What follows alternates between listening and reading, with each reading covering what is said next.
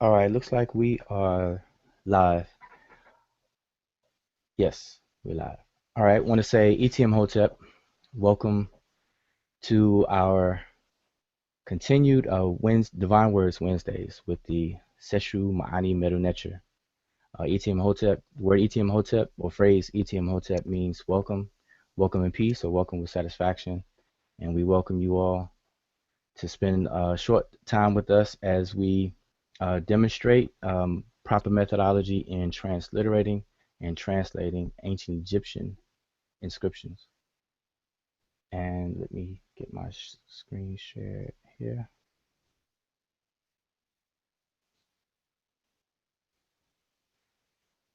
All right.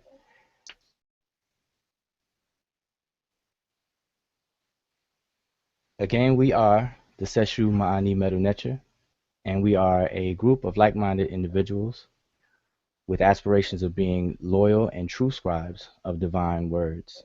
It's a learning process, and we are a work in progress. But we embrace the importance of learning the languages of Kemet as a means to enter the world of ancient Kemet and have a meeting of the minds with the illustrious civilization, society, culture, and people responsible for contributing so much to the world, whether you realize it or not. And our purpose for doing the Divine Words Wednesdays is to give examples of how Sesh Medew Netcher, known as hieroglyphs or hieroglyphic script, is translated.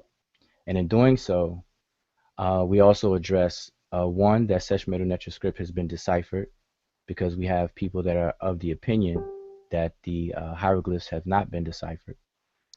Two, the methods for doing so, and that's what we're stressing um, and putting a lot of focus on the methodology.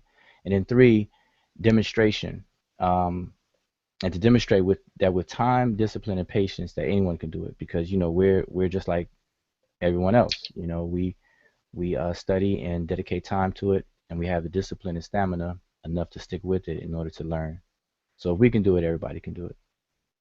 All right.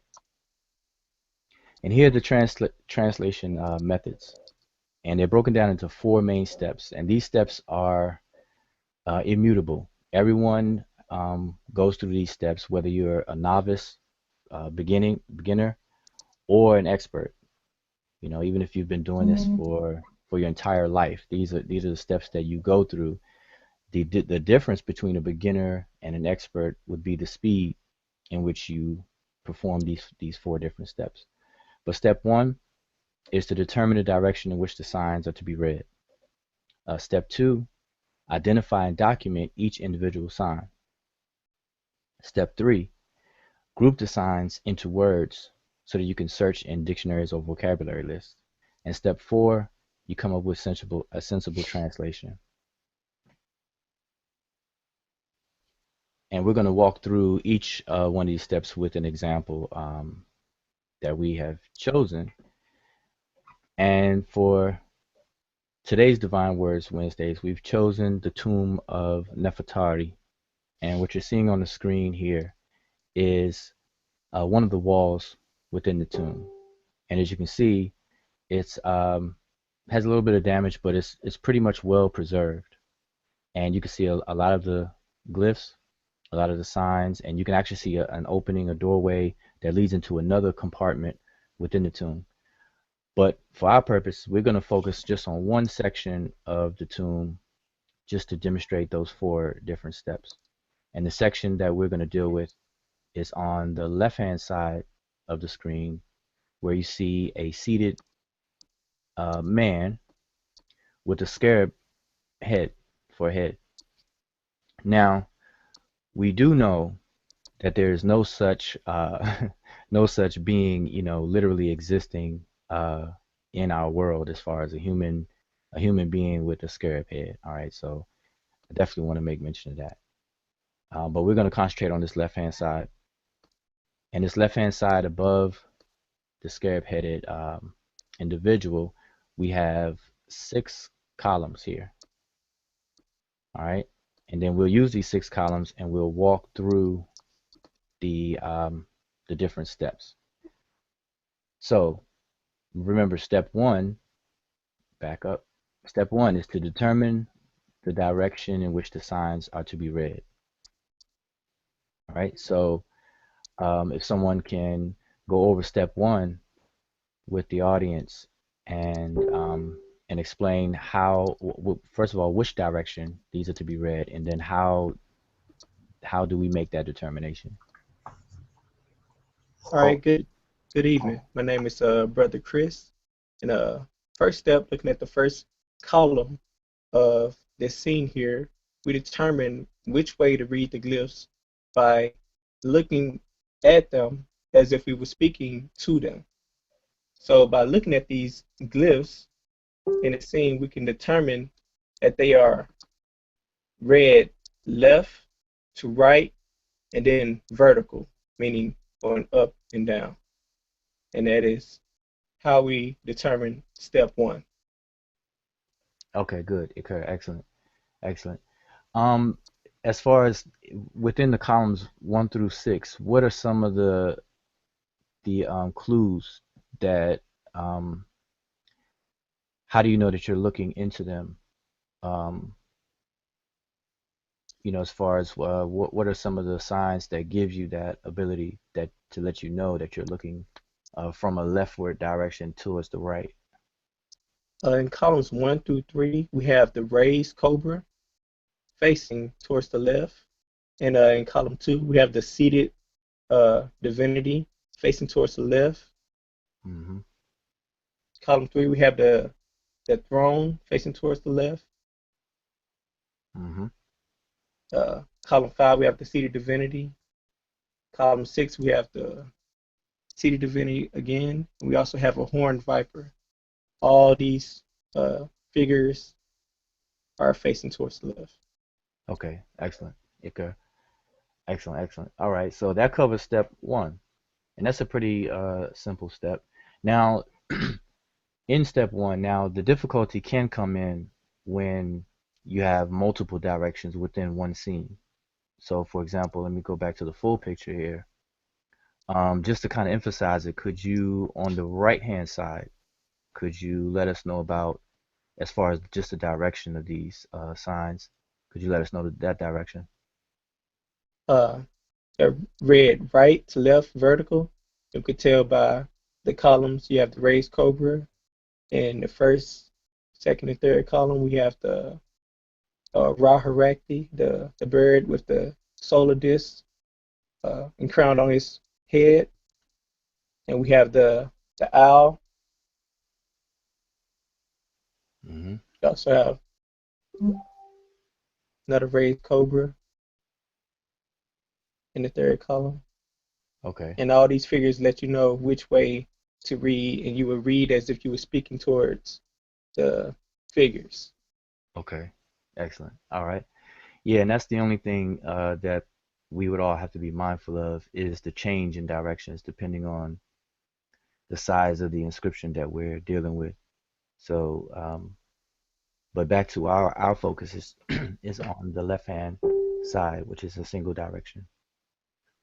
And also notice that the actual figures in the scene face the same direction.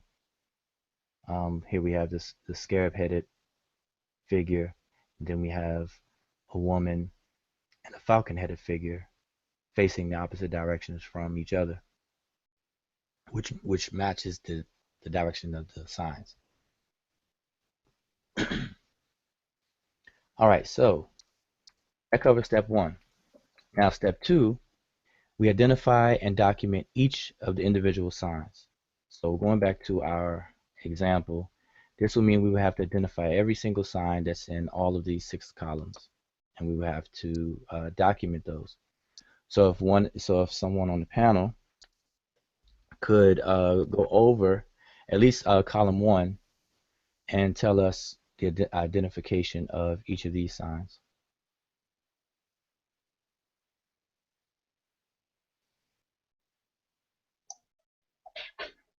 Okay. This is Brother Antoine Germain. And as I look at column 1, I'm able to identify some signs. You see we have a cobra, And then we have I believe it's called a canoptic. I may be pronouncing that wrong. I see the two water ripples. We have some people say placenta, or believe, and then we have the flex.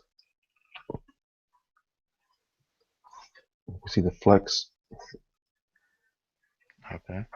and then up under that are the twisted flex. So those are the signs we have, and we're able to identify those and actually pull up the Gartner lists for some of those to come off. So we know that the Coburn response, we know that's I-10. So we're able to identify as I-10. We know the water's N35. We know the twisted flax is V28. And we know that the placenta would be J1. So those are some of the signs I'm able to identify right offhand in column 1. Okay. Now, what you have demonstrated is basically from memory, the identification of the signs. And prior to sitting down and trying to transliterate and translate, there's going to be a lot of information that a person would have already gained proficiency in. And one of those things would be to memorize what's called the monoliterals or uniliterals, as some people refer to them. And these are these are signs or glyphs that stands for single consonants. And they serve close to what we would call an alphabet. And those are mandatory to memorize. So one of the first things that people will have the ability to do would be to readily identify those. And they are 25 in number, actually 24 different signs, but they end up being 25 because of the double reed standing in for the Y. But there are 24 individual signs, and those should be committed to memory. So one of the first things that we would obviously do is we would recognize those 24. And like you said, the water ripple would be a monoliteral that we would already know. The cobra will be a monoliteral that we would already know. The twisted flax we would already know. And then we could work our way across. We see the arm, the bent arm in column 2, we would already know. And then obviously you can see a lot of these signs are repeating. The raised bread loaf here, if you can see my cursor. Can you all see my cursor? Yeah. Okay. The raised bread loaf here is a monoliteral sign we would know. Let's see, going over the open mouth, the reed leaf.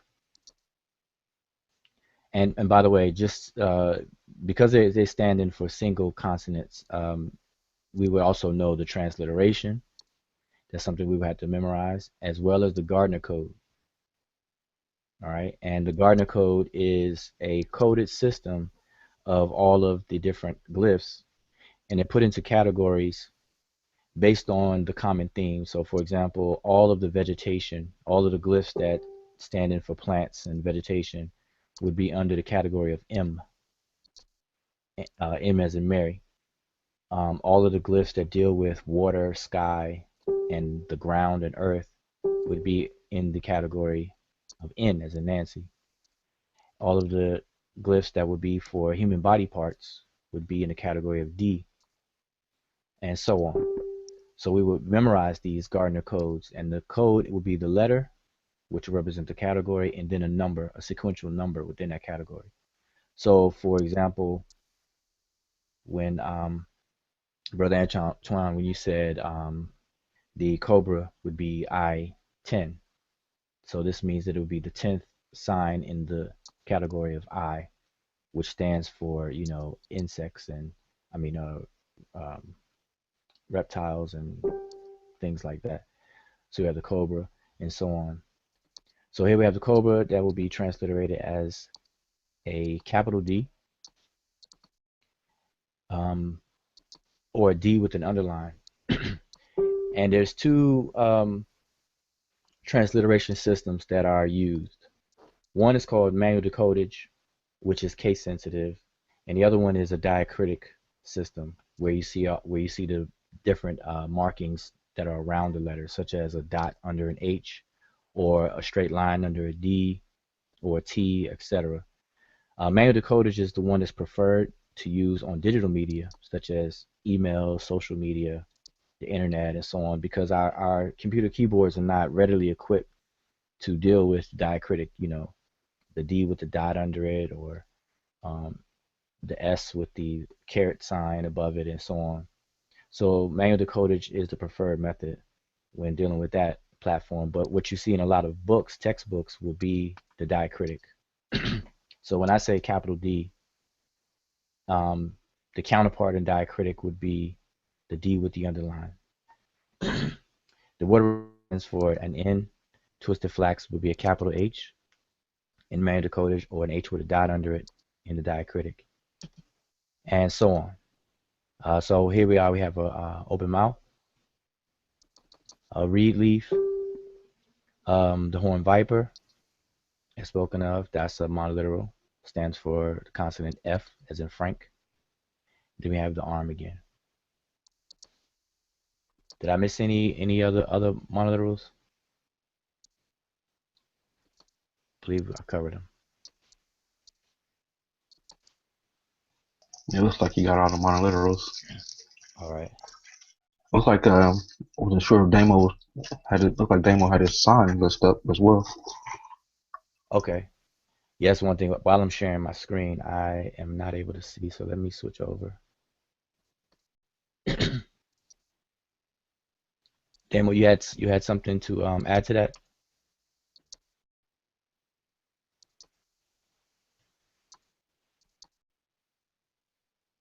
No, you were covering everything pretty good. I was just looking at the sign list as you were talking and as you were breaking down the different categories everything was in, and I just wanted to show everybody what it looks like when you see the different categories, the man and his occupations, and like when he was talking about the cobra and being the eye. See here, the eye, they have the amphibious animals and the reptiles. So we will go to it,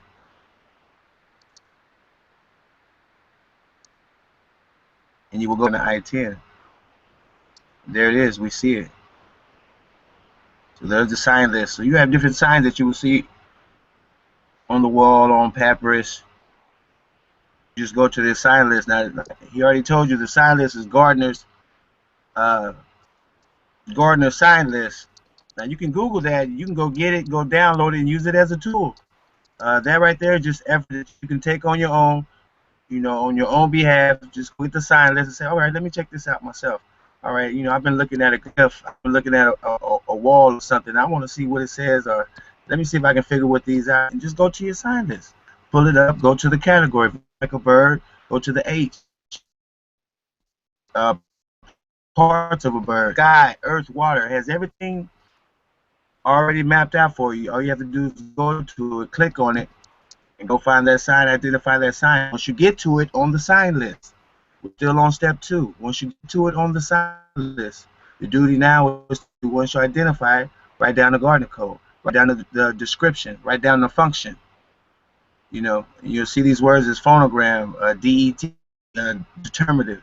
Write all those down. Write all the information you can down on the sign. So when somebody asks you, well, what's that sign? Oh, it's a bird. How you know it's a bird? Well, this is what it looks like. It can function as this. It can function as that. And all that goes into step 2. But step 2 you can do on your own. Just go get your Gardner sign list, and you can start working on step 2 in the process. That's all I want to add. Okay, excellent. All right. Let me go back to the slide here. All right. So, and that pretty much covers step 2. Now, the outcome of step 2, this is what you would collect, as the brother Damo just said. When you're doing the step 2 in the process, the goal is to identify every sign. And obviously, you're only going to be looking up the signs that you don't already have memorized. And again, by at this point, when someone is attempting to transliterate and translate, the monoliteral should be memorized, all right, as a mandatory thing. But this is what you would collect. You would collect the Gardner code and then how it functions. Now, you not necessarily have to redraw the sign or write down the descriptions when you're actually documenting the signs, but as training exercises and for practice, you definitely want to document the Gardner code and how it functions, the possible ways in which it can function within a word. All right, and when we say that, each individual sign has the potential to function in one of three ways.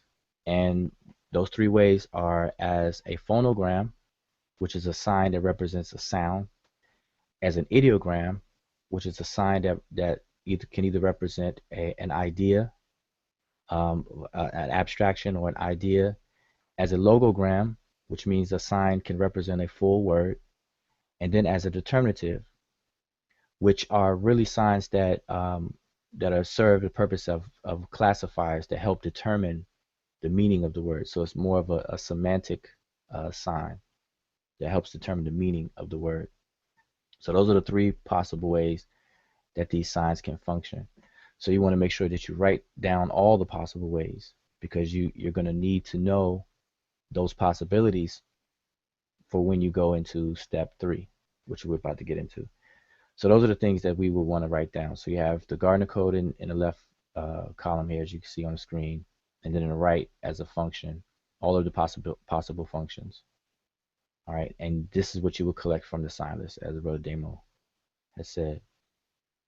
All right, so now, once you're done with that, then we could move to step 3. Step 3, you would then group the signs into words to be searched in the dictionaries.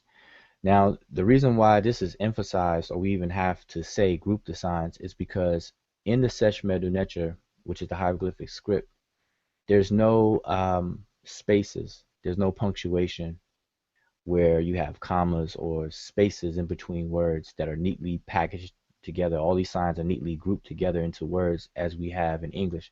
Even reading this sentence here on the screen, step 3, we have GROUP and then a space, and then the next set of characters. So in English, we group our words and we separate them. But in Sesh Medew Netcher, no such thing exists.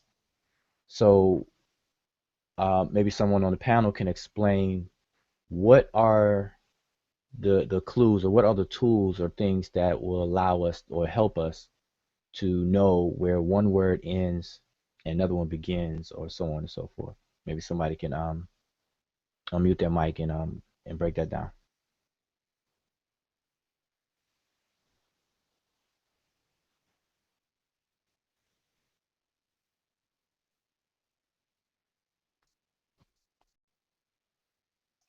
Well, one of the this is Brother Clark, Brother Antoine Germain. One of the main things I look for initially is I look for determinatives. A lot of times, as you become more and more familiar with the glyphs, you're able to realize, okay, this glyph here is not a monoliteral, because I know my monoliteral, so I know it's not a monoliteral. So maybe it's a biliteral or a triliteral, and if not one of those other options, then possibly a determinative. So one of my first steps I do is look for determinatives, and if I can't find any determinatives, I try to look for familiar words that I'm already familiar with. That kind of helps me to determine. So determinatives is one way. Also, words I'm familiar with. And the third way is I use a dictionary, and so I put maybe one or two or three glyphs together to see if I can look up a definition for those two glyphs, and I'll just do that. And I'll continue adding or taking away glyphs until I'm able to come up with a location in the dictionary, or if I'm stuck on that, I'll go to the next one. But the main thing I try to do is stay persistent and going back and looking over the information to figure out, okay, where am I stuck at, and what do I already know? Okay, excellent, excellent.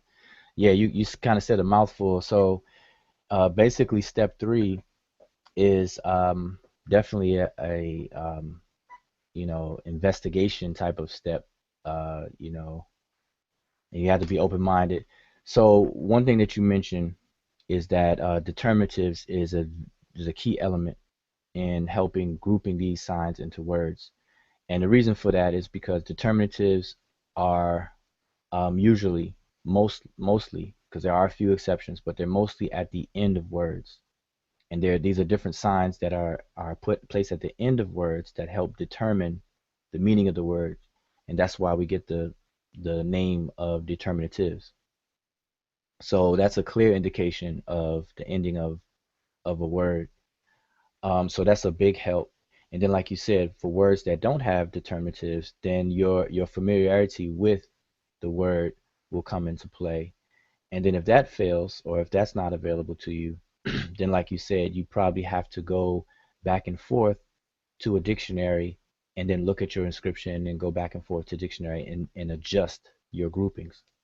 So that's excellent. So those are definitely um, the things that are involved in step three in grouping the signs. And also to add to that, if you are familiar with um, a little bit more of the grammar of the language dealing with the suffixes and things that are attached to words, because once you can identify those as well, then as far as for the purpose of this process, they will look like determinatives, even though they're not determinatives, but they will have that same they'll give that same assistance because you'll see that there'll be a place at the end of words as well. So in grouping our example here, columns 1 through 6. um, let's see.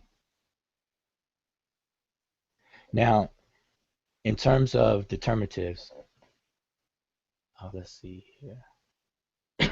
All right, so for column 1, Brother Antoine, since you brought it up, does column 1 have any determinatives?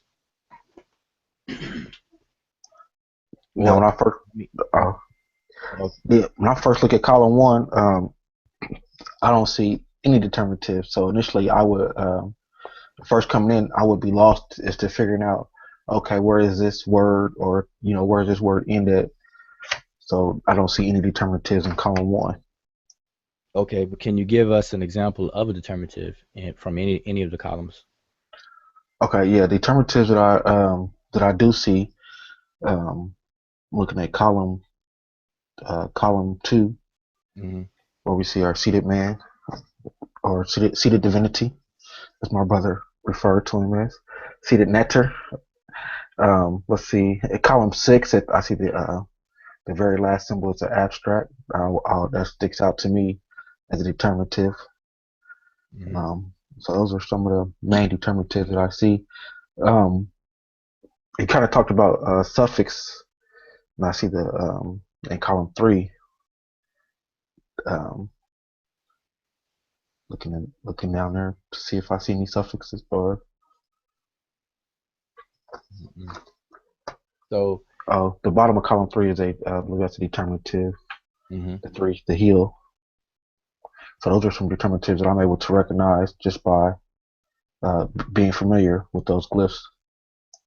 okay, and that's good. So, and that's an important point that you point out in column 1. If this is your first time or first couple of times that you're doing this, then in terms of trying to separate these signs in column 1 into words, relying on determinatives, you would tend to be a little lost here because um, they're really this column 1 is absent of any determinatives. So this is where you would have to put together all of the knowledge that you're familiar with. For example, the water ripples are monoliterals. So you would have a clue there. And then what's not a monoliteral, is will have to be a bi or triliteral. And these are things that you would already know sitting down making this attempt. So you had to use what you know in order to figure some more other things out that you don't know. So you have context clues or just clues from the body of information that you're already familiar with. So that's good. All right, so that would be step 3 as far as grouping them together. Does anybody else on the panel want to take a stab at any of the columns and group any of the columns and give the actual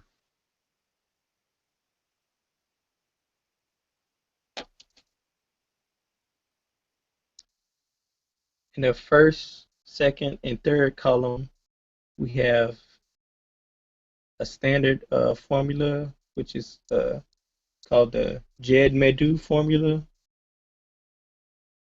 which is word spoken. Also, we have in the first column a common variant of Neher, which is eternity, forever.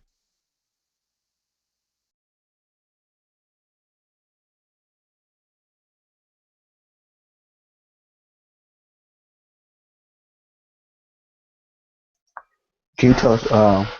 Can you tell us like which glyphs go with the Jed Okay, for the legend Sesh and which glyphs? Medew, and you'll see in the first, second, and third columns at the beginning, you'll see a walking stick right underneath the head of the raised cobra, and that's written with honorific transposition, or basically certain signs or words are given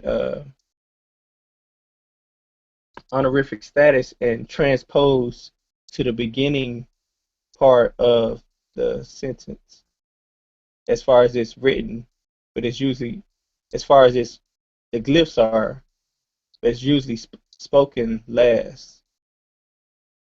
We also have that same thing, honorific transposition, at the end of the first column where we have Ra, the sun disk, N5 written before the milk jug, W19.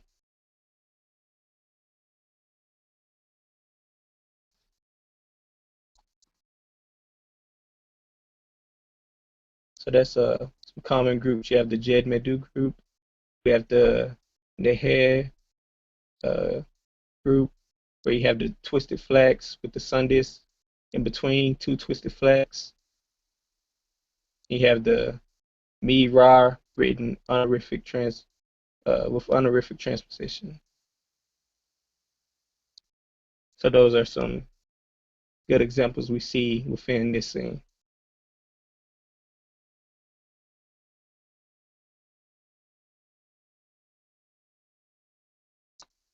Okay, yeah, it looks like our screen dropped on us. So I'm gonna pull my screen up real quick. Let me know if you can see it or not. I'm not sure if I'm clicked on or not. But okay, so I'm gonna pull my screen up real quick. And hopefully you can see my screen with the PowerPoint on it.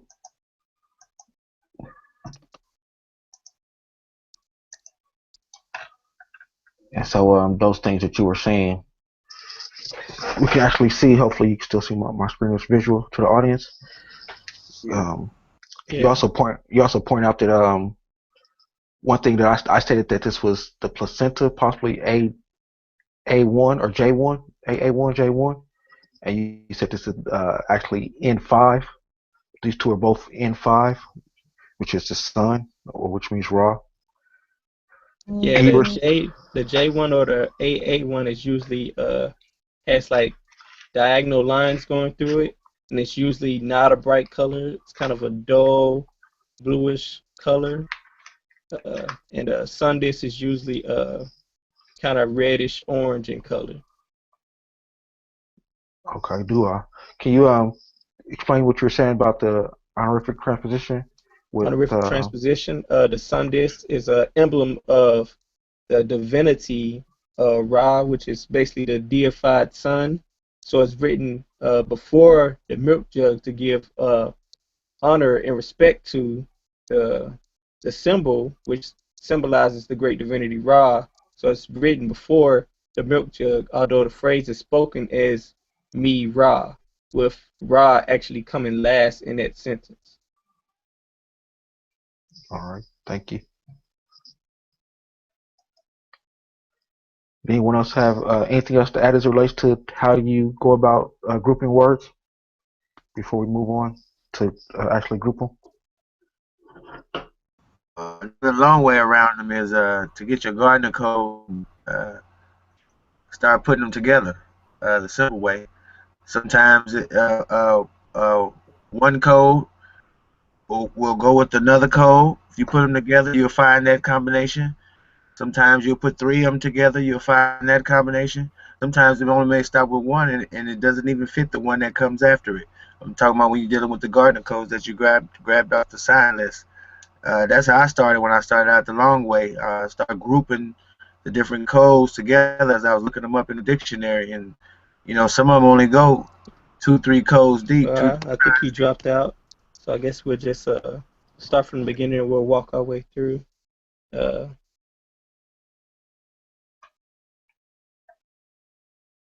All right. Did you were you done, Damo? I think he Yeah, dropped out. Oh. yeah, that's all I want to add. Okay.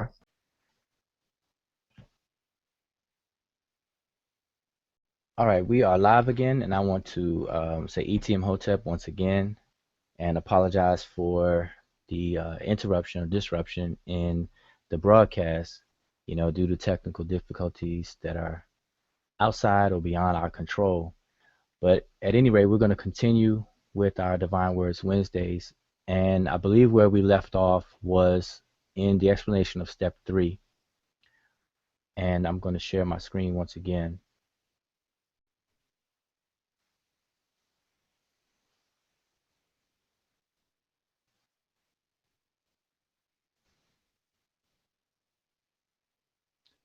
All right, so hopefully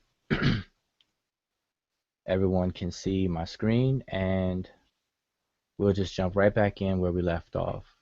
All right, so once again, you are hanging out with the Seshew Medew Netcher, and we're at step 3. So we're going to go over step 3. I'll summarize it again, and we'll just pick up. So step 3 is to group the signs into words to be searched in dictionaries. All right, so before previously we had mentioned or had asked what are the key helpful factors in assisting in grouping the different signs into words. And what was mentioned, one of the main tools are the determinatives. And the reason for that is because the determinatives are usually, with rare exceptions, they're usually placed at the end of words. So once you can identify determinatives, then you will know 90% of the time that will be the end of a word. But then there exist words that don't have any determinatives. So we had made mention of that, and to know that those are words will come with more practice and more familiarity with these kinds of exercises and putting in the work and putting into practice. All right, and then absent of those two, we also have another tool to use if you're more familiar with the grammar of the language, and in terms of suffixes. We have suffix pronouns and things like that, which will help to indicate the end of a word because they're attached to the word. All right, and then all else fails will just be a total familiarity with the words, because as you do this more and more, you'll just start to memorize words on sight. All right, so those are the things that will help us determine where one word ends and another one begins. And overall, the reason why we have to do that is because, as explained before, that in Sesh Medew Netcher or hieroglyphic script, there's no punctuation, there's no commas, and there's no spacing between the different words as we have in English. All right, so this is the reason why we would have to focus and make a point about this. All right, so with step 3, let's go to our example here. And if Brother Chris, if you could go ahead and break down a couple of the columns, if you can show the groupings that you would have for the various different columns based on step 3.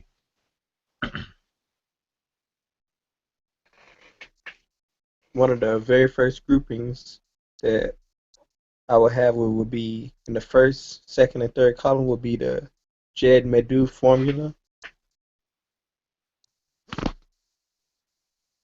All right.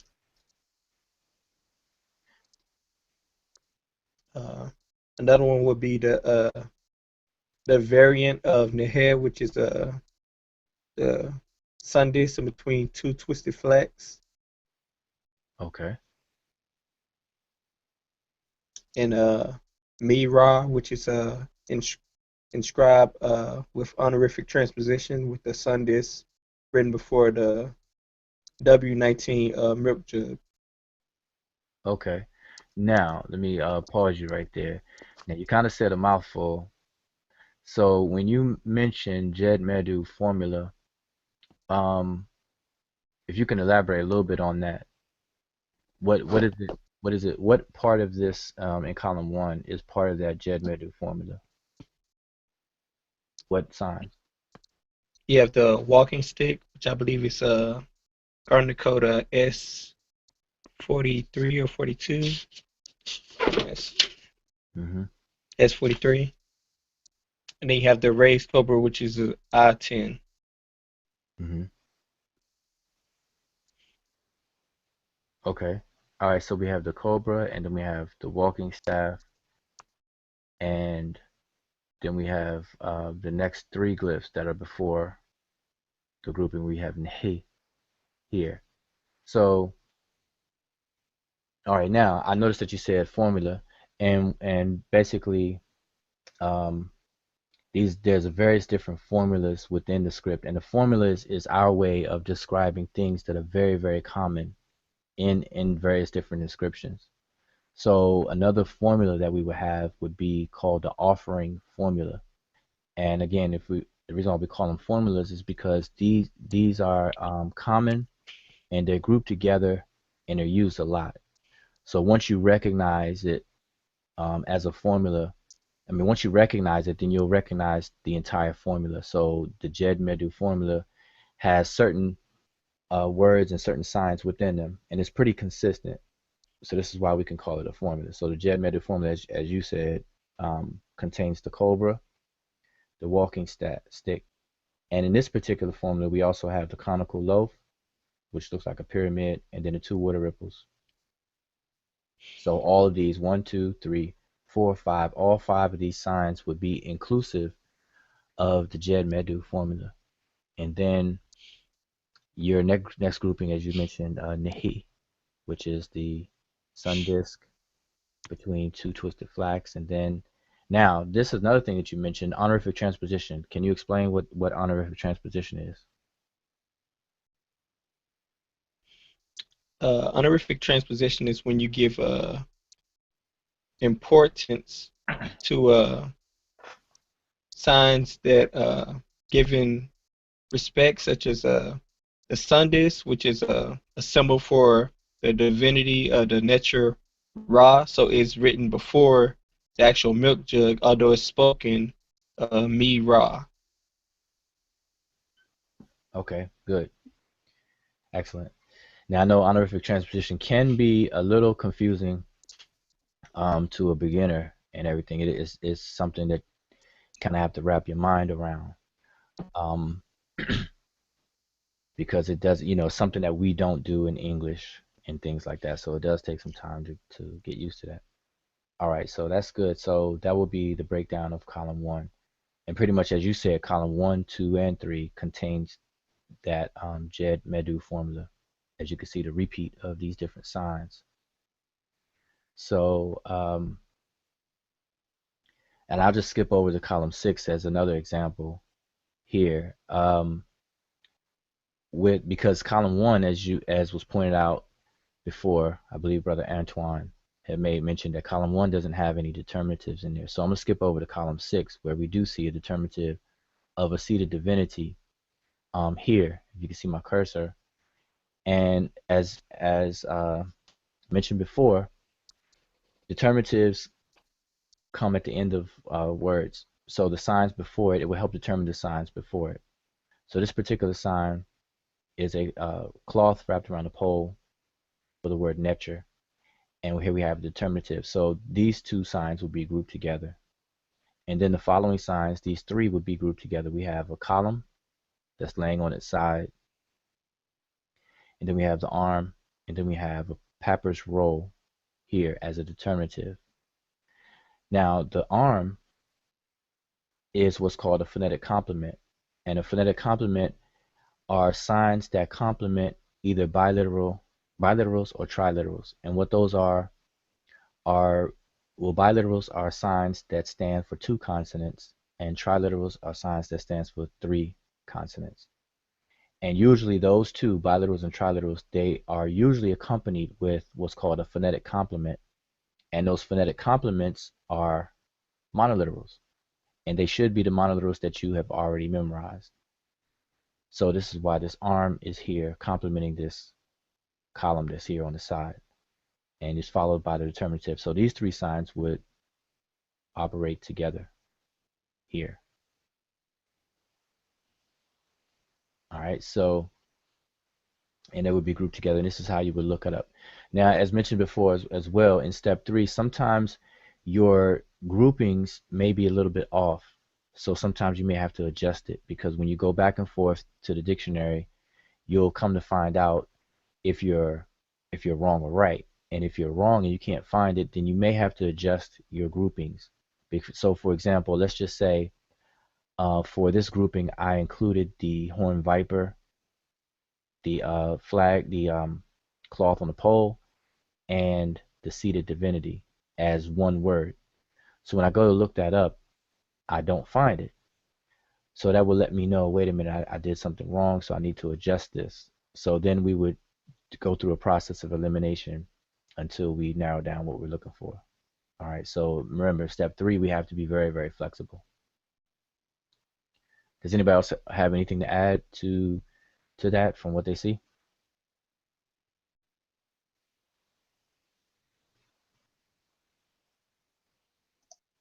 I didn't have anything to add, but I don't know if I wanted to reiterate the AA1 and the N5.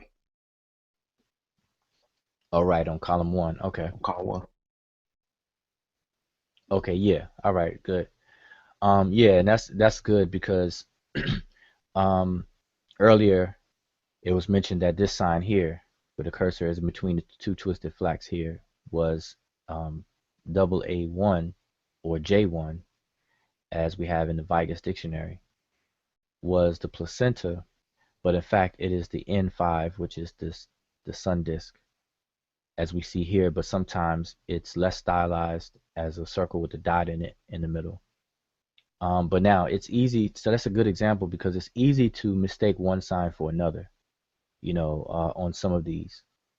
And that's because it depends on the quality of the wall. We're dealing with wall inscriptions that are thousands of years old, whether it's in papyri form, on coffins, tombs, etc.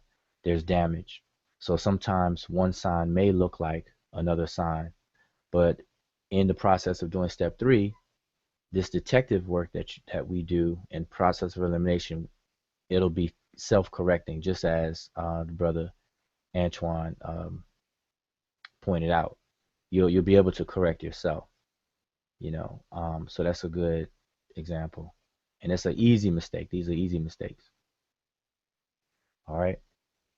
So if there's nothing else, that's step 3, and here's the outcome of step 3, of the grouping part of step 3. Because remember, part of step 3 is to group the different signs into words to be able to look them up.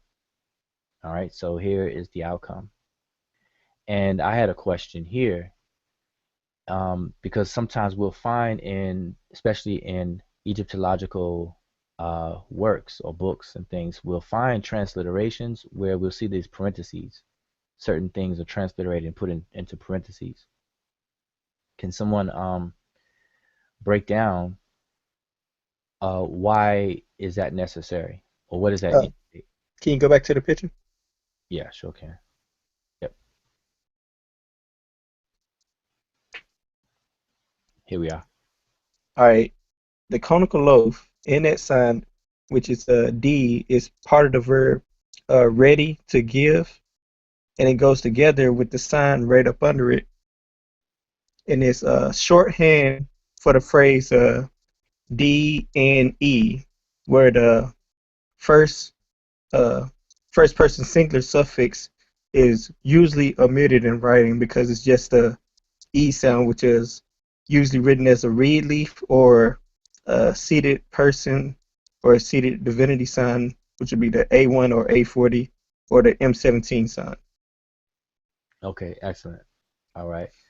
And that's good. That's good to know because you know, what happens is when the scribes, you know, the scribes were paid a lot of attention to aesthetics, and a lot of times when different things was written, or they were written repeatedly, they turned into formulas in shorthand, similar to what we do in English. As I explained before, when we say words like street in addresses, we'll spell it out when we're writing, you know, a paper on something. We'll spell out the word street, but when we're writing our addresses, more than likely we'll put st period for street. Same thing for Mr. with mr period, and the word doctor or dr period. But there's some cases where we don't, and there's cases where we do. And so likewise, the scribes took the same liberties and wrote in shorthand on the common formulas. And this is another reason why we call this a formula, because it's very, very common. All right, but in transliterations, it's shown inside parentheses to show that the actual sign, the glyph itself, is omitted. So that's very good. But here's the outcome of columns 1 through 6. And you would take these and then look them up in the dictionaries. All right, so I'm not sure if anybody on the panel has their dictionary open. If so, I can share your screen and we can walk through possibly column 1 or a couple, just to show how these are searched.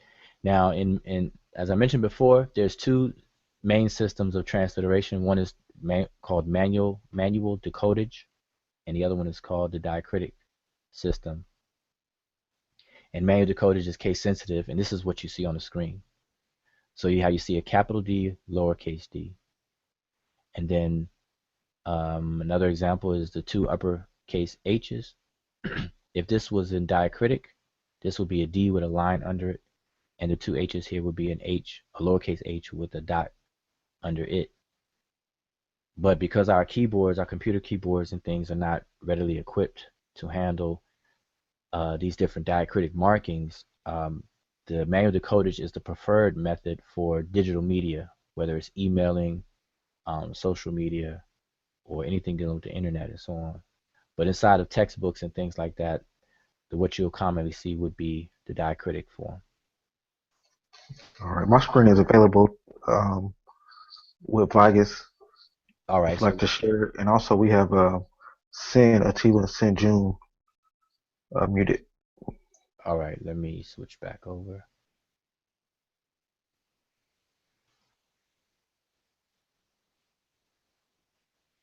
All right, it should be on your screen now.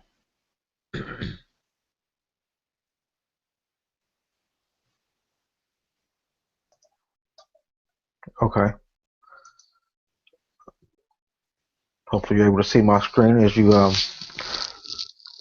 first thing I could do when I begin to look up the word is I'm able to type in or do a search, and I would search I-10 and S43. This would give me mdw-nTr, which are our first two words. If you see my screen, this is also located in Vigus 2012, page 730. Then I would do my next search would be the N.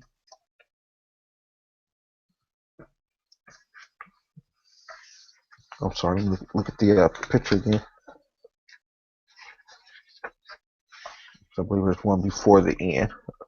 Yeah, mechanical loaf. Oh yes, okay. Mechanical loaf. Yeah, So X8. that's okay. So I would type in the X8. I'm not sure if my search will show, but just go to your edit, type in click on your advanced search. Remember, it's whole words only and also case sensitive. And so I type in X8 with several. I know my another loaf, mechanical loaf is also DI. So I had 39 for my X8 search.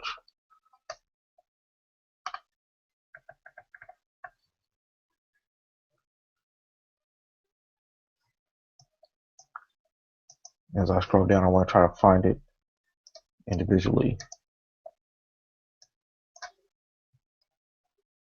And here we have it on page 2210.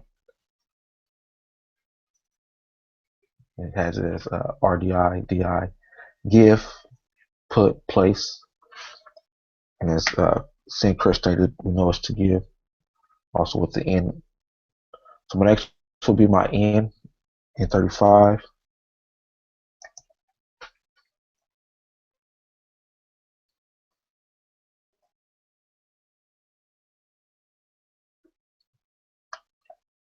And I know that is on page 1181. And we get of and belonging to. Then my next search would be V28, N5,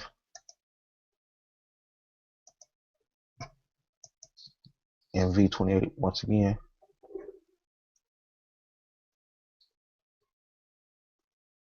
I'll put my dashes in as well to separate each Gardner code.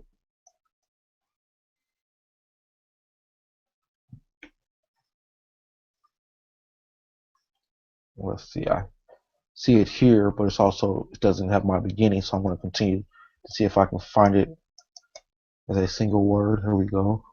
On page 2038, eternity, forever. After that, we have, let's see. Now we have our raw symbol.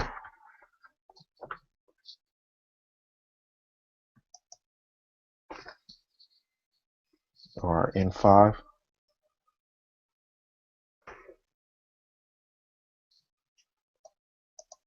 And I search that. I come up with 48 instances. As I scroll down, I want to find it by itself once again.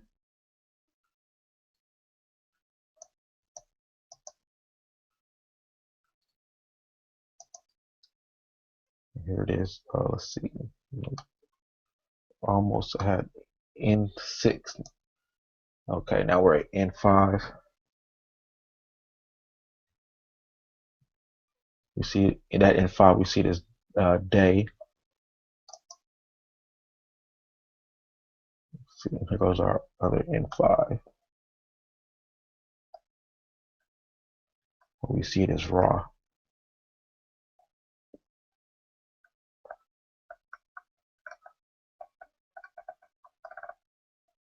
That's on 1105.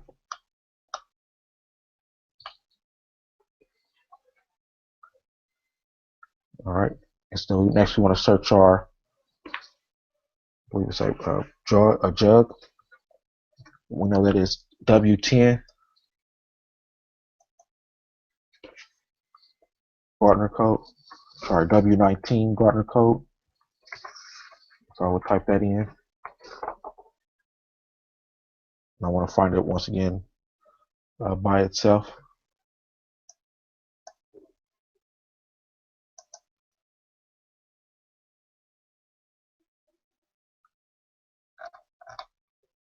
And so as I'm become familiar with my Boggs dictionary, I know how the words are organized as it relates to the as it relates to the, I guess what you would consider alphabetical order of the Sesh.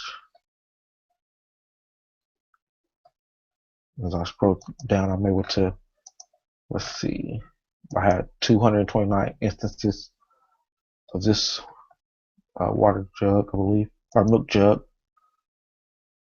and I find it by itself on page 2149, and it's me, am I, like according. And so that's how I'm able to go back and search um, using the Gardner codes and using the um, manual decodage whenever I'm able to, when I have a chance to, as I do my translation, to make sure the definitions match up with my transliteration.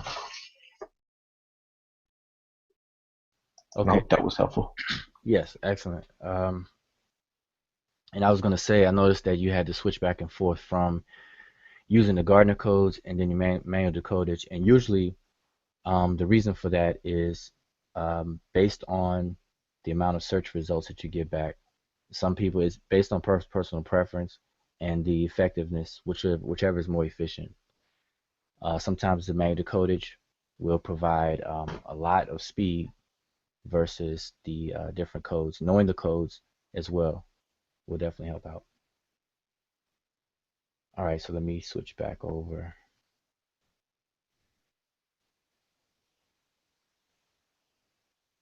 All right, so here's the end result of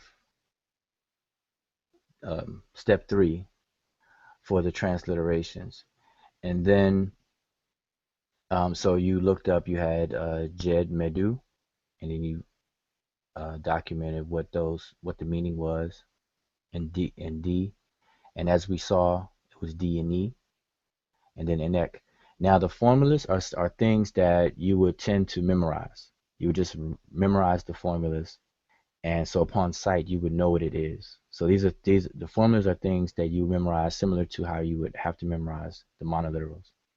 So for example, this particular picture here, Jed Medu Dne Enek, and by you memorizing this formula, it would also mean that you would memorize what it means. So it means words spoken.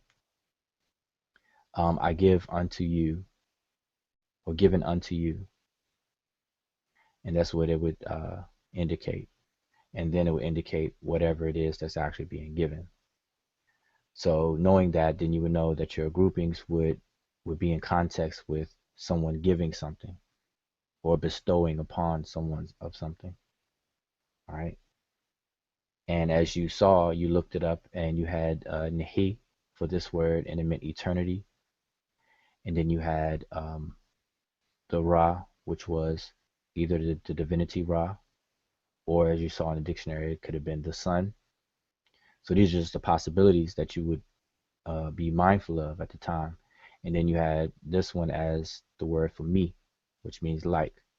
But as the brother Chris pointed out, this particular grouping here, these two signs are written in honorific transposition, where Ra is spoken last but written first out of honor. So it would actually be me Ra as opposed to Ra me. So it's like, as the dictionary said, and then Ra. So eternity like Ra. So in other words, we would figure this out, that this is words spoken. I have given unto you, I have bestowed upon you eternity like Ra. And then you would go to the next column and do the exact same thing. So what we would end up having, here are the dictionary entries that you have presented. So on page 730 of the Vigus Dictionary, we have Jed Medu, and this means recitation of words to be spoken. The conical loaf, which is the word D, which means to give, to put, to place, etc. Then we have the water ripple, and there was 2 of those, but we only have a need to write them down one time. And it means of or belonging to. Then we have the Nehi, which is twisted flax, sun disk, and twisted flax. It means eternity or forever. And then the me, as you pointed out, and then the Ra, as you pointed out. So that's how you would document that in step 3. And then once we're done with step 3, and you do this for the entire inscription, so you do that for all 6 columns. And then you would go to step 4. And step 4 is to come up with a sensible translation. And I want to kind of back up a little bit. When we speak of transliterations is more of an exact science, because any two or more people using the same transliteration system, be it manual decodage or the diacritic system, if two or more people are using the same system, then they should walk away with the exact same transliteration for any given text or any given inscription. All right? Because what you're doing, transliteration simply means that you're taking what you see from one orthography or one script from the source script and then bringing it over into a target script. So in our case, we're taking it from the beautiful pictures or the pictorial script of Sesh Medew Netcher and bringing it over into what's called the Latin orthography or the English script.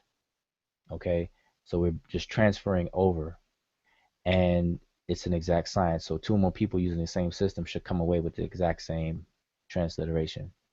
But now when it comes to step 4, translations, there's very rare will you find a one-to-one translation from a source language to a target language. So because of that, two or more people may walk away with slightly different translations, and they're not going to be the exact same, but they should be of the same sense, meaning they should convey the same meaning, have the same range of meaning in the translation, but they may not come up word for word exactly alike. And the example I always give is, for example, if I say Hemet Nasut and I translate that as queen, but the next person may translate that as wife of king. So they would write down wife of king, whereas I would write down queen. And you see there's a difference, but we're basically saying the same thing. Not basically, we are saying the same thing, just in a different way, slightly different way. So step 4 is to come up with a sensible translation. And here is what we should come away with, or very, very, very close to it, for the entire 6 columns, for the entire inscriptions. So here we have words spoken. I have given you everlastingness like Ra, and that's that first column. Then we move on to the second column, words spoken. I have given to you the appearance of Ra in heaven. And then we on to the third column, words spoken. I have given to you a place in the sacred land. And then it says Khepri, the great god or great divinity who resides in his boat. And this is the full inscription that we were looking at. So to go back to the picture,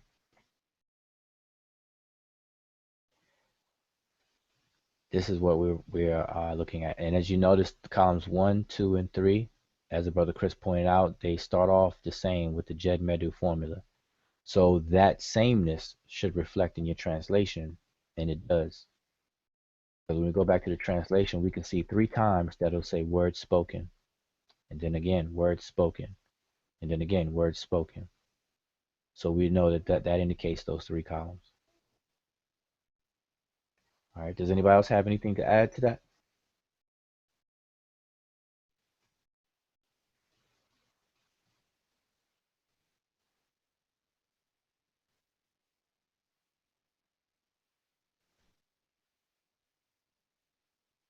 No?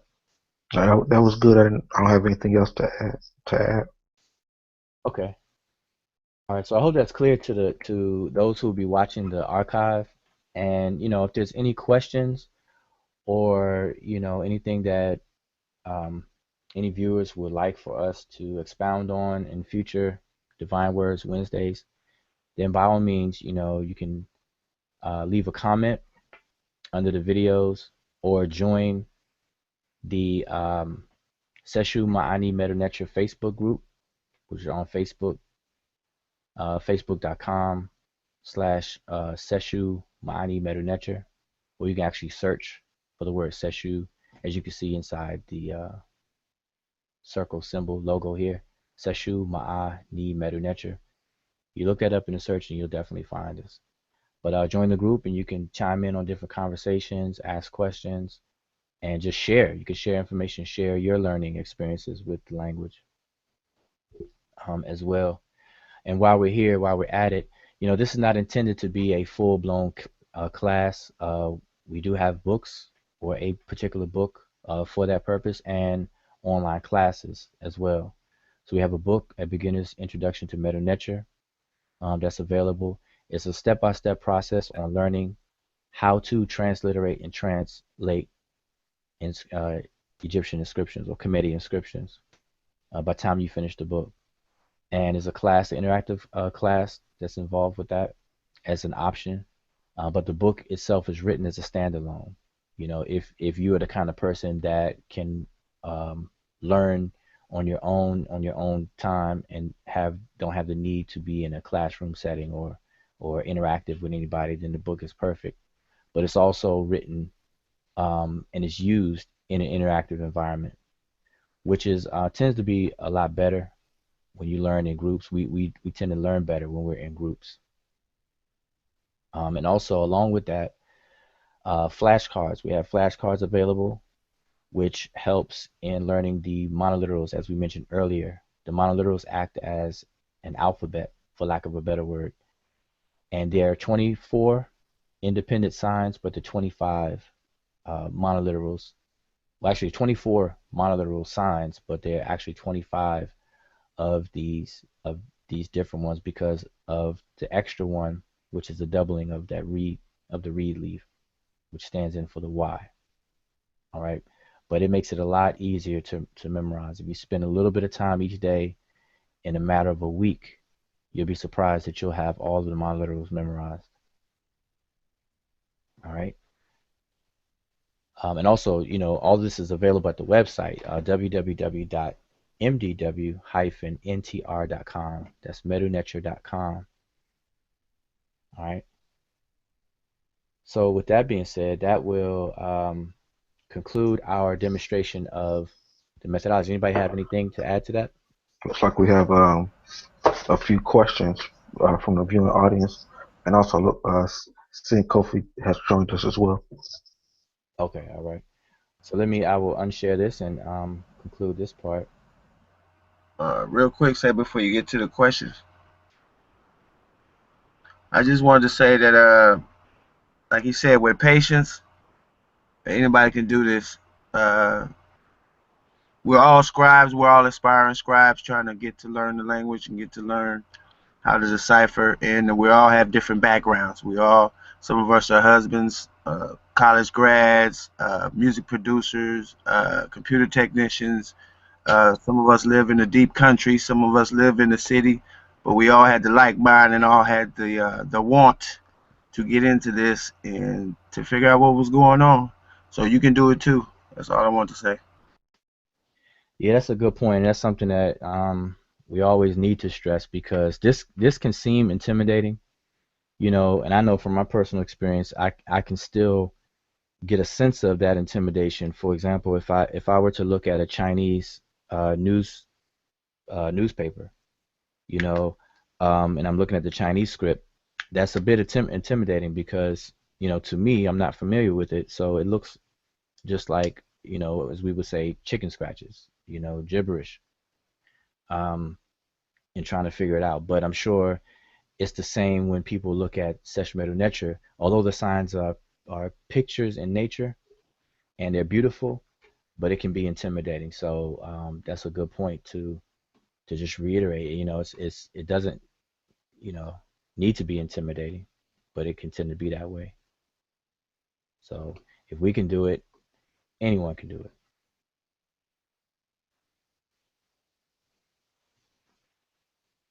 Anybody else had anything else? Yeah, one of the audience had a question. Let's see. I think it was Brother Sean Phillips. He said, I thought mouth meant speaking or spoken. So I guess he was referring to the symbol, the open mouth symbol.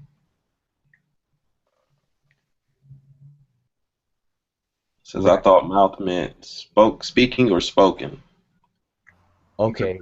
D21. Right. Now, there's a difference between, see, this is where it's important to know how the different signs function. And I mentioned it earlier. I'm not sure if the brother may have just chimed in and didn't hear it before, or may have been involved with our technical interruption.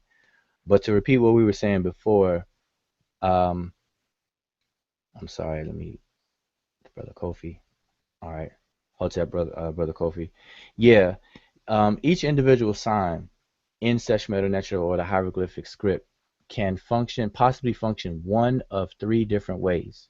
Okay, and those three different ways is one as a phonogram, which means that it functions only for its sound value, which the consonantal sound value. That's why we call it a phonogram, because the word phono means sound. All right, so that's how it functions. So in that sense, the open mouth will not mean mouth. It would be, it doesn't have a semantic function, which is what it would mean. It has a sound function, standing in for the sound of an R.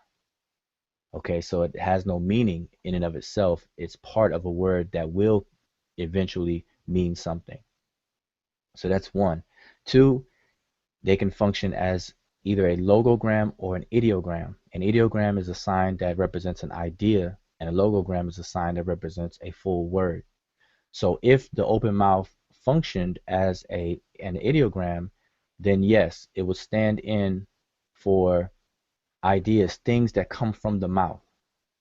So for example, the Egyptian language is called Ra-Ni-Kemet, and that word Ra is the open mouth, and it stands for that which comes out of the mouth. So in African languages, the word for language is usually the same word for mouth, because as we speak and communicate, these sounds come out of our mouth. So in that instance, it would mean mouth, the mouth of Kemet. Literally, Rodney Kemet means the mouth of Kemet. But we know countries or nations don't have mouths literally, so it's a stand-in for that which comes out of the mouth, speaking to the language. And then the third way that a sign can function is as a determinative, which means it's silent, but it helps us to determine what the meanings of the word is. And that's why they nickname it determinative. But it's also appropriate to call it a classifier because it classifies the words into groups, and we're not familiar with that in English, but anyone who speaks Bantu languages will be familiar with the noun classes and things like that, these classifiers. All right, so hopefully that answers the brother's question. So again, it all depends on the how the sign functions in a particular word.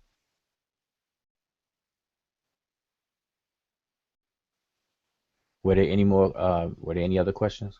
I got a question that kind of relates to that. Um, what about if we saw the mouth with a stroke up under it, with the stroke automatically meaning was how that stroke works as far as main, then it would mean mouth in that situation. Yeah, the vertical stroke that you're speaking about, which is should be the sign is a vertical stroke. I will share my screen again to show it. I'm not sure if we had one in that particular picture, but that vertical stroke is a usual indication of a logogram. So when you see a sign with a vertical stroke that's accompanying it or under it, it's usually indicating to us that that particular sign stands for an entire word. So for example, when you see, let's see, what's a good example that is used? Well, I mean, the same word. If you see an open mouth with a stroke under it, it's for the word Ra, and some people may pronounce it as Ro, as in Coptic they would say Ro, um, Ra or Ro, but it means mouth, so it stands for the full word. And without that stroke, then it would most likely be a phonogram, just so it's acting or functioning for the consonant R. But anyway, that's what that single stroke is indicating. A single stroke is indicating that it's a logogram. Now, in some Egyptological texts, you'll see them explain it as, okay, when you see that sign, then it is what it is. Basically, if you're looking at the mouth and it has a single stroke under it, then it's the mouth. If you're looking at the sun disk with a single stroke, then it is talking definitely about the sun. But now, that's not a accurate way to describe that, because that's not always the case. But what is the case is that it stands for a word. Because I'll give you another example of what I'm talking about. Sometimes you'll see the heart, the word ib, but it's written with a single sign of a heart, and it's the heart of an ox. And this heart with a stroke under it, if I use the logic that the description given in a lot of Egyptological books, then I would say that, okay, it's talking about the heart, the literal pumping organ heart. But that's not the case. In a lot of inscriptions, the heart with the single stroke under it, it simply means that it's the full word. It's the word ib. Some people pronounce that as ab or ib. And ib means, um, it means heart, but it's not talking about the literal pumping heart. But it means heart in the sense of the essence, the core essence of something. And it's similar to in an English idiom when we say, I want to get to the heart of the matter. That means I want to get to the innermost core of this matter. I want to get to the essential nature of this subject matter or whatever, you know, um, things like that. So, you know, when they describe it that way, I would tend to be a little cautious with that. But that's what the stroke is for. The stroke is pretty much a logographic stroke, indicate a logogram. And the word logogram means a sign that stands for a word from the Greek logos, which means word.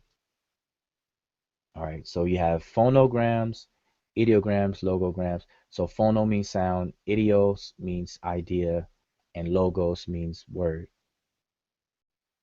And that's pretty much the difference. Dua. Were there any other questions? Now one thing, I know we have the Q&A app, and I guess we did not use it. So in the future broadcast, I know we'll be able to use the Q&A app where people can type it in and we can see it live, and address a lot of the questions. Or if people are typing on Facebook or things like that. Either way is fine. But the interaction is nice. If anyone has any questions, while we're on live, then that would be nice, because we can actually show and answer the questions that people may have instead of people watching at the archive. All right. Well, with that being said, are there any other things that any of you all would like to cover? Because a lot of times we see things on Facebook or social media, period. A lot of things on the internet, in the form of memes, where people will take Egyptian artifacts and inscriptions or hieroglyphs and stuff and create memes out of it. And some of it is accurate, some of it is inaccurate. You know, so the ones that are inaccurate, they need to be addressed, because of some people, it's one thing to create memes for humor, for fun and humor, but then a lot of times the pictures are created to really pass on information, but the information just happens to be incorrect or misinformation. So a lot of times what we should do and have responsibility of doing is to correct the misinformation and explain why. Use it as teaching tools to explain why something in particular is wrong. Because I'm of the philosophy that once you know better, you do better, and it's all about accuracy. We can all make mistakes, we all make errors, but in our journey and our quest for knowledge, as a scientist or having a scientific mind, we should be self-correcting. We should always move for the better moves. It's almost like playing yourself in chess.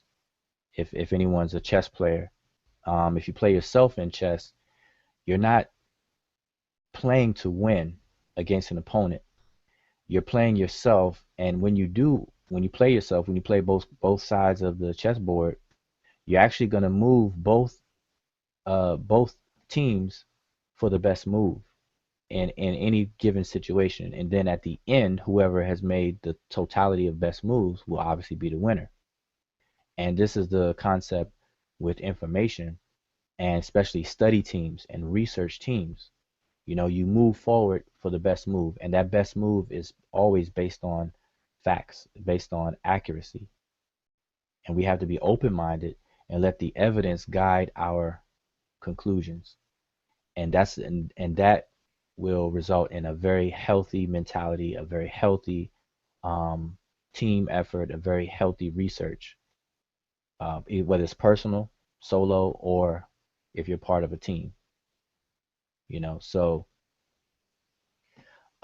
what I like to do, sometimes anything that crosses my eyes, whether it's on Facebook or throughout the internet, I like to share it and explain it, even if it's correct. Some things are correct, and then it's just worthwhile to just share. Just share it. It's really good information. And then other times it's things that are incorrect, that we should correct and make an example out of. You know.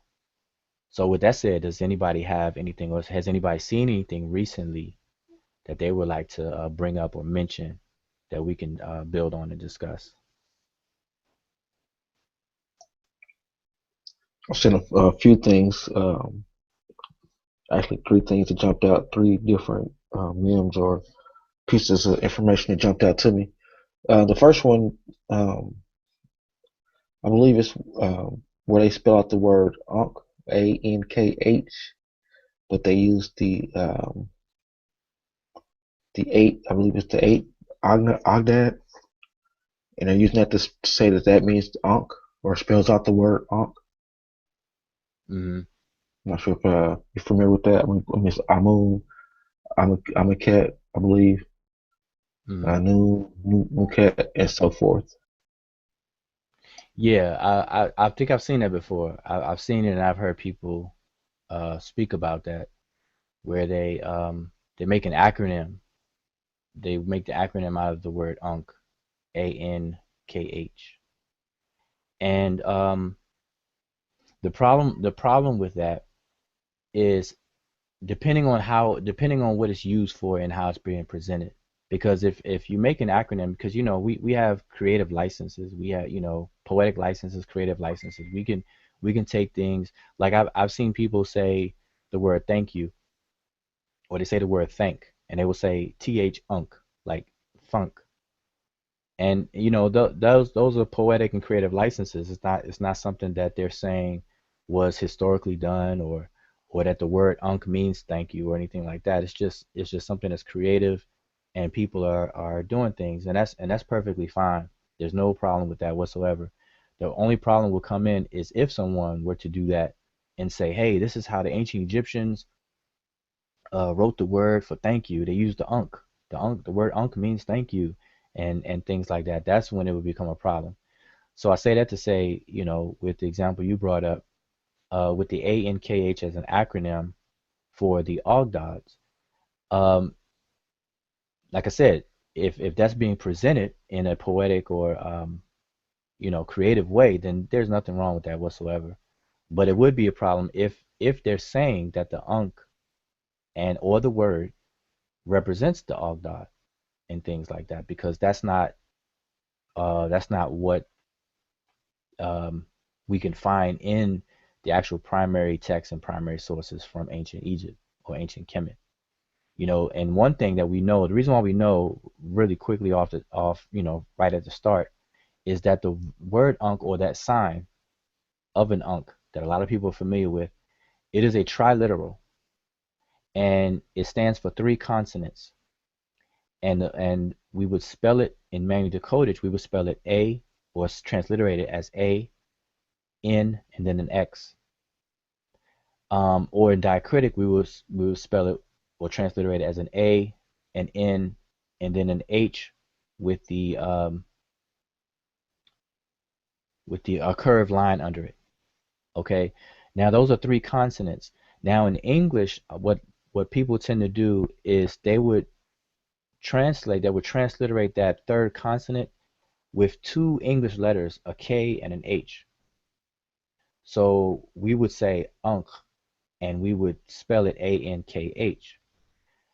So in English, we're using actually two characters, but it stands for one. It's only in English that we have to spell it out that way.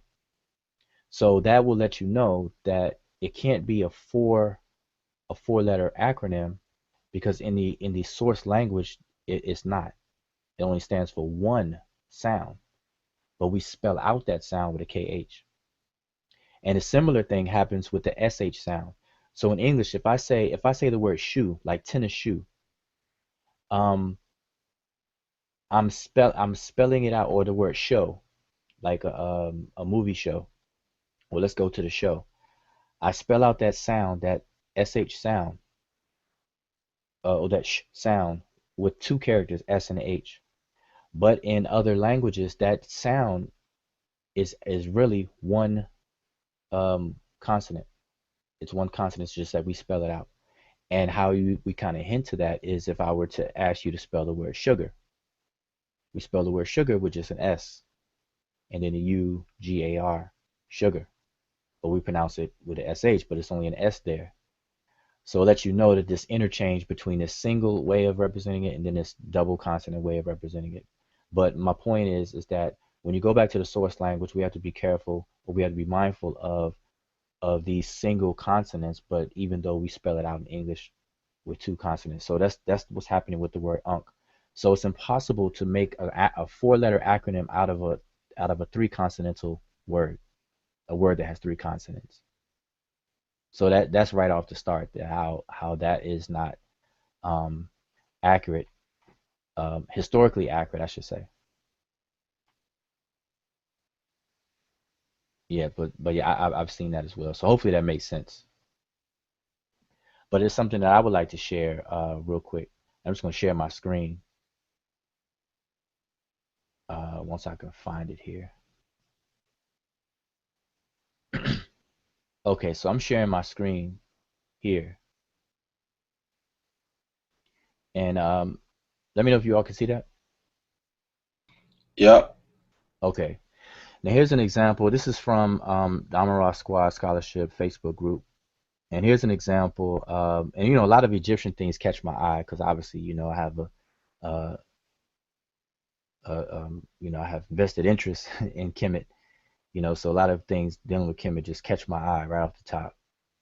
Um, but here's something that was posted a couple of days ago by a brother named Noble Pa, and he asked a question.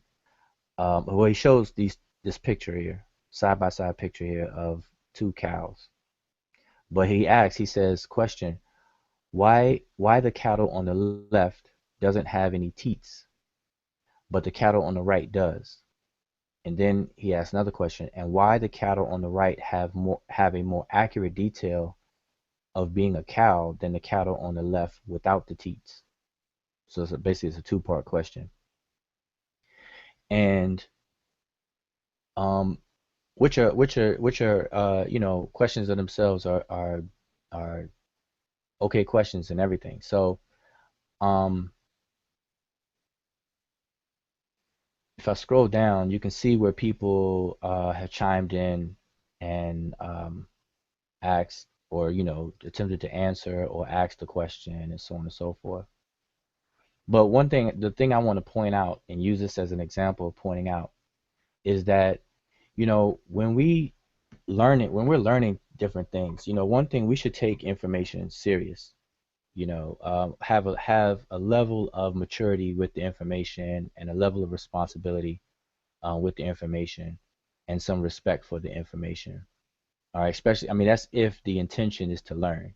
Now I know, a lot of us, we want to joke and stuff like that, which is fine. You have time for joking and playing around, then there's a time for studying and getting serious and things. And a lot of times in these Facebook groups, you know, you want to share information and you want to be serious and responsible about it. But what kind of struck me with this particular post is that the question in and of itself begins pretty good. You know, it's just showing two pictures and it's asking a question, and I can see how someone can ask that question. And actually, the second part of the question is easily answerable because you're dealing with two different time periods, and you know, it's not a single sesh, that's a profession of carvers or writers in Kemet. There's not one sesh that is going up and down the Nile, drawing and carving all of these things. So we will see differences um, among the various inscriptions, especially in different eras of time. A lot of times, the inscriptions of a same particular era of time will look alike. The style of it and everything will look alike because, and that's a result of the mass curriculum, the training, you know, the training centers that pumped out these professional scribes or Seshew. They stuck to a very rigid curriculum, a very rigid methodology. So you will see a lot of the scribes all up and down the Nile Valley in a given particular generation or time period where things will look alike. All right, that's the African way where a lot of people learned a trade, and a lot of trades were family inherited, you know, and so forth. But that's a whole nother topic. But so that pretty much will answer the second part. You know, why these are carved a little different, and one is painted and the other one's not painted, you know, and so on and so forth. All right. But this first part of the question about the teats and this person kneeling, suckling on the teat of the cow. All right. Now, quickly, this question spiraled into something of a homosexual nature, you know, to imply that this is not a cow and that this is a bull, because on this cow, you don't see the individual teats here as you do on this cow. And I can't blow it up um, for people to see the details of this particular picture. Or maybe I can. Let's see. No, it won't get it. It won't get any bigger. So, but it quickly spiraled into a conversation of trying to imply that the pharaoh or this person is suckling on a bull, which would have a homosexual implication, and that's how the conversation went. And you see, I chimed in on this conversation, and I wanted to just explain what this picture is about, and I explained the part that I already mentioned about the different carvings and the different eras of time. But when it came to the teat question, I let the person know that both of these are cows and they both have teats, and this is just a cultural. See, if you're part of the culture, you would automatically know what this is saying and what this is doing, you know. And this is a cow, and this is Het Heru, or Hathor, as people call this divinity. Um, and the king suckling on the cow is a symbolism for the cow providing or imbuing the king with vitality, virility, and nourishment and regeneration, and so on and so forth. It's a laundry list of things that this can symbolize. But the fact that it's a cow and not a bull, um, which is what I want to point out for our purposes, and I wish I could blow this picture up. Let me see, one quick second here. I just want to see if I'm able to blow this up any bigger. If I can copy it.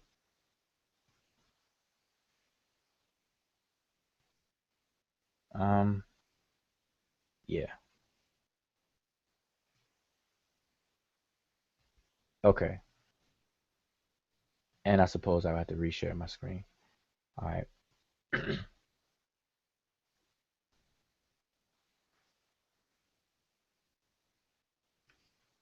Okay, so hopefully you can see this picture here. Uh, can you see this one?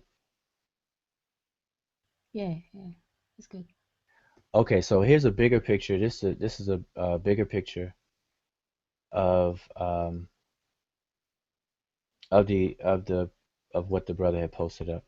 All right, so what we can clearly see here now, this is where familiarity with the culture or the language comes into play. This is the importance of learning the language here.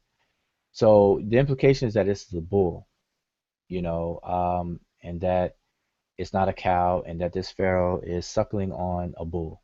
All right, but as we can see here in the top right hand corner, we can see inscription, and we can see the name Het Heru or Hut Heru, and we can see an epithet, Heret Tep Waset.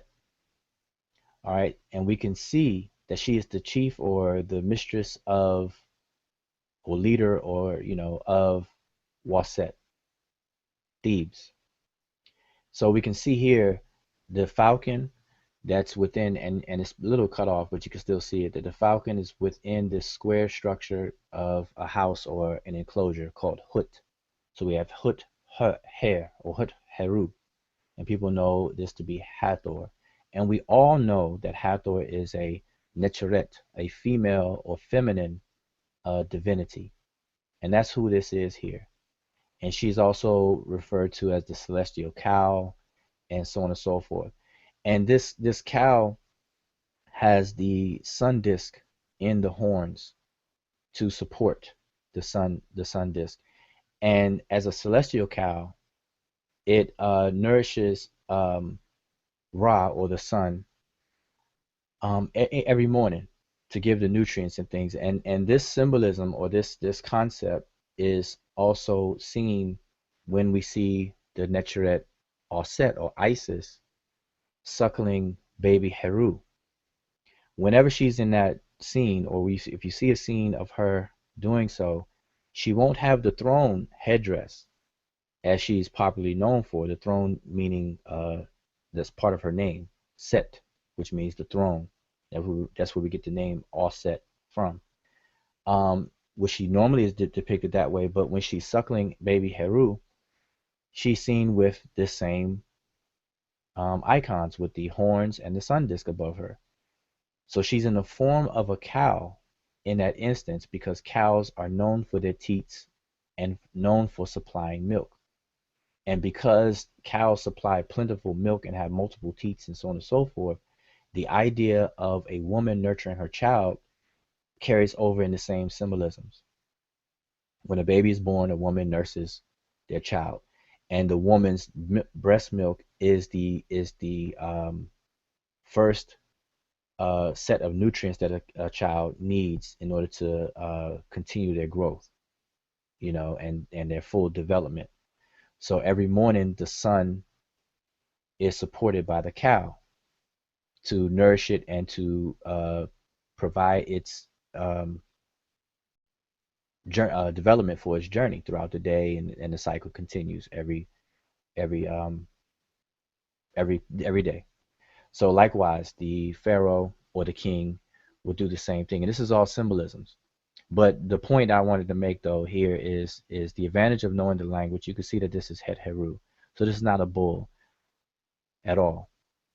All right, so this was explained inside of that particular topic thread in the Facebook group, and I know it clarified it for some people. But another thing I wanted to bring up, when it comes to being responsible, being mature with information, there are people who just choose to, or refuse to be mature, and even after being shown this information, will still imply things that are not there and things like that. So, we have to do better.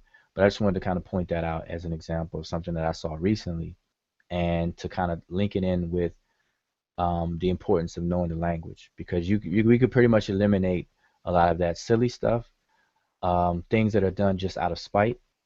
We could eliminate genuine error, because there's people who are sincere, and we all just make mistakes, and hopefully we all like to be correct. No one wants to be wrong. Um, and then thirdly, we can confirm things that are already right. So that's the advantage of learning the language and things. So I just wanted to point that out. But if any of you all have something else that you may have come across or whatnot. Just wanted to share that one. I know one I recently seen, and it was kind of weird that I seen it because I think maybe almost like 2 or 3 weeks ago, seeing Kofi had spoke about the baboon. And he had read some information about the baboon to us from that book. But what I saw posted was a shout out to the Kemet Islamic Moorish religion, primates that pray to the sun Allah in the east, Hmm. and baboons are common ancestors on spirituality. The baboon practicing Islam. So he has a picture of someone giving salat, and then up under it he has a picture of the baboons, Hmm. and like I said, I guess what Kofi had read from that book about the baboon in the morning and things of that nature kind of stuck out as I saw that post as to how he could relate that to Islam, and say that, and also state in the post that what he said that this is proof that Islam was here before humans. Hmm. So Yeah, that's problematic because that's an issue of what you're talking about with Islam. That's trying to retroactively fit Islam into um into creation itself. To say Islam was always here. I've seen that over the years as well when people make that claim. But when people speak of Islam, what they mean by Islam is the structured belief system that we call Islam that comes out of um, Arabia, Saudi Arabia, that's identified with Arabs and Muslims. That's what people mean.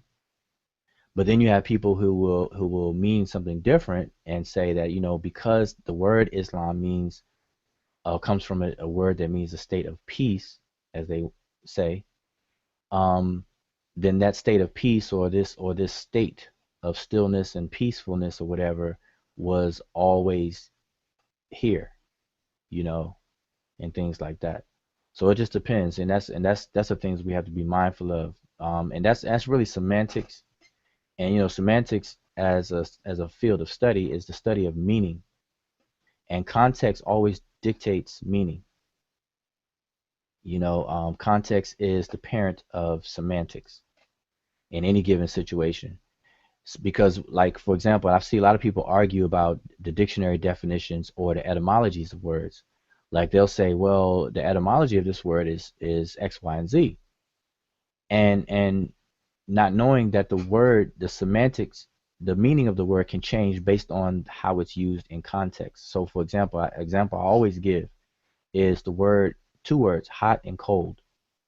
Um, in the Midwest, if someone wants to say something looks nice, they will say, like those tennis shoes are cold. Now they don't mean that cold in the temperature, that they're cold to the touch. They mean cold meaning nice. Um, but on the East Coast, most people will say the exact same thing. Those same tennis shoes, they say, "Oh, those shoes are hot. Those tennis shoes are hot." Now here we are, two different people, one in the Midwest, like Chicago area, and then somebody in New York or on the East Coast. They're looking at the same shoes. What they're conveying is the same thing. They're trying to express the same meaning, but they're using two different words, and those two words happen to be um, antonyms or opposite of each other, because hot is opposite of cold. So yet here we are using two opposite words, but we want to express the exact same thing, which means those shoes are nice. They look good. They're beautiful. They're nice, attractive, whatever. So that's an example of how semantics, which means context, dictates meaning. So when we look up words in dictionaries, those are definitions. There's a difference between definition and meaning, and then the etym or the etymon or the etymology of a word. Etymology is the history of the word, how the word changed or the origins. We can see how the word was coined when it was first developed, and then how it proceeded through its development. That's what the history of the language, history of a particular word gives us. So what it originally was coined as does not default to what it's being used as today. So let's say a word was brought into existence in 1300 AD. Here we are in 2016. It can change. The field of meaning can change, and this just happens. It's a natural phenomenon within languages. Period. So we all have to be mindful of that. So when people use that Islam, when they talk about Islam like that, it's just that people have to be mindful of that and be on the same page. And that's why good communication is important. When you get into these dialogues and conversations, you have to begin by attempting to get on the same page with someone. And this kind of reminds me. This kind of explains the reason why educational institutions are very, very important. Whether we call it initiatory environments or school or whatever, where you can set up a controlled environment where you can control the nomenclature of speech, of language, of communication. That way, there's no confusion, no ambiguity, no vagueness. You define a word and then you use it as it's defined, and you use it that way consistently. Then that way people can learn and there's no confusion whatsoever.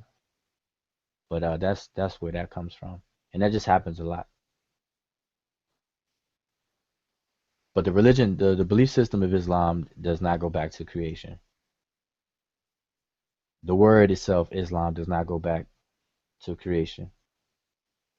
Conceptually, if they want to say that there's peace or there's this stillness, or whatever, if they want to tie it into this concept of this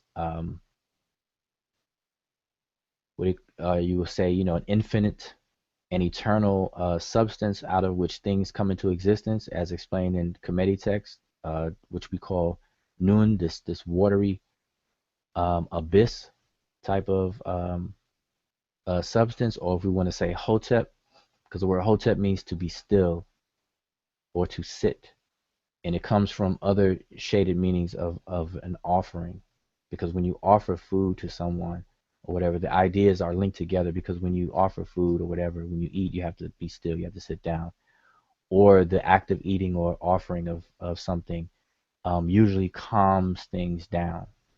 It causes something that's very actively moving, and you're able to calm down.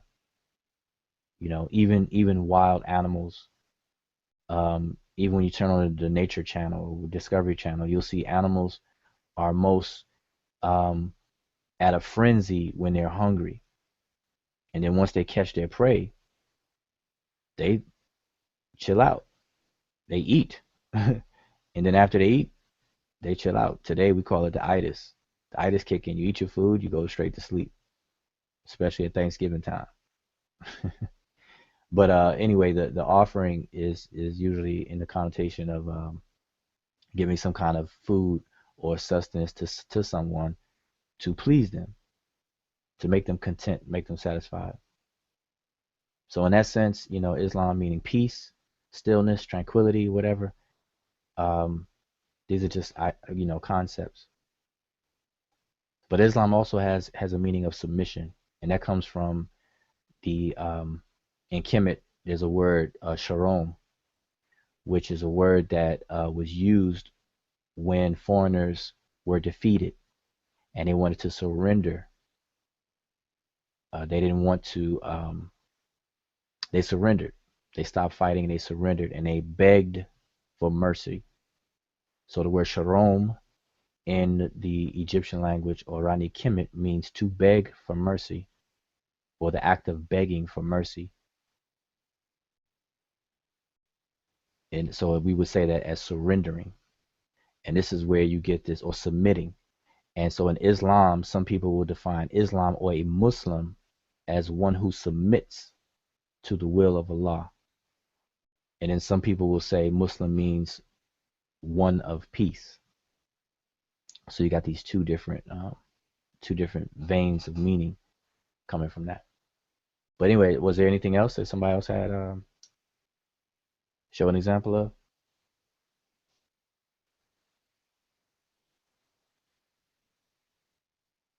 I'm sure all you all come across things all the time. I know I do.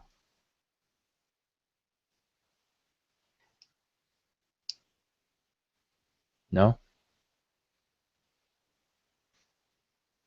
Well, we don't want to keep this going if no one else has anything, any other examples or anything. There's one example that I've seen actually, as of yesterday, but I see it all the time, and that's with the word Kemet itself.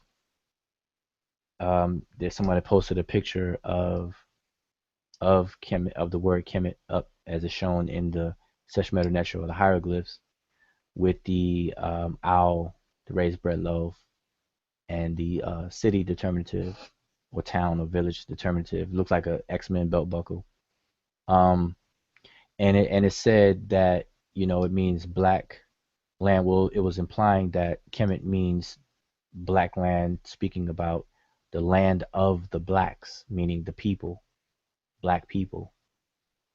Um, and it said something. Let's see if I can pull it up.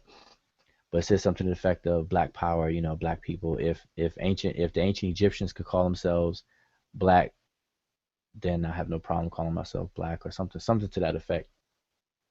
And that's very popular. A lot of people will say that the word Kemet means black land, but then they'll interpret it as meaning it was identifying the skin color of the people, black people. And so but maybe we can actually have a hangout just on that alone, because that's something that a lot of people will say and have said, but it needs to be explained that that's just not the case and the reasons why. But since we've already went through our Divine Words Wednesdays, I wouldn't want to extend this too long. But if no one else has anything else to input, we can bring this to a close for our Divine Words Wednesdays. And again, I would like to apologize for the interruption. Probably have to splice the two videos together for the archives for people who are watching this. And I hope that people are benefiting and learning from it. At the very least, just know that the Sesh Medew Netcher has been deciphered. It's being worked on. Any old person can do it, as long as you have the stamina and discipline to put some studying time in, and to take it serious enough to where you can dedicate some time to it. And in no time, you'll find yourself transliterating and translating.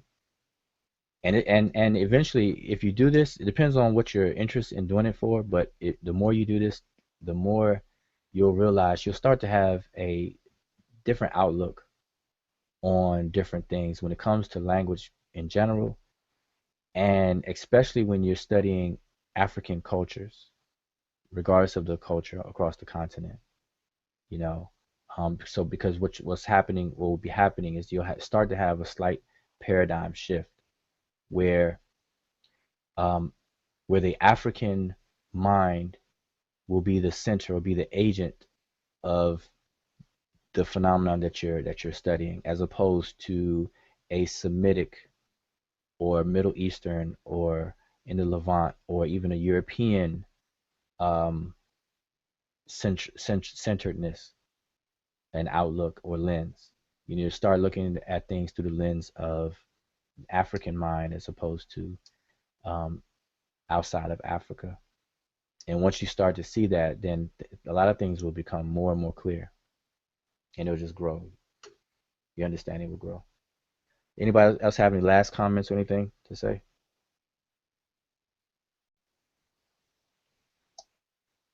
I have enough for tonight. I think that was well stated. All right. So until next Wednesday, we'll have Divine Words Wednesday, and we'll cover another inscription, and then we'll also, hopefully take some more questions live, from people live, or answer some questions in between now and next time that we have a hangout. But I want to say dua for those who hung out with the Sesh Medew Netcher, and we will see you all next Wednesday.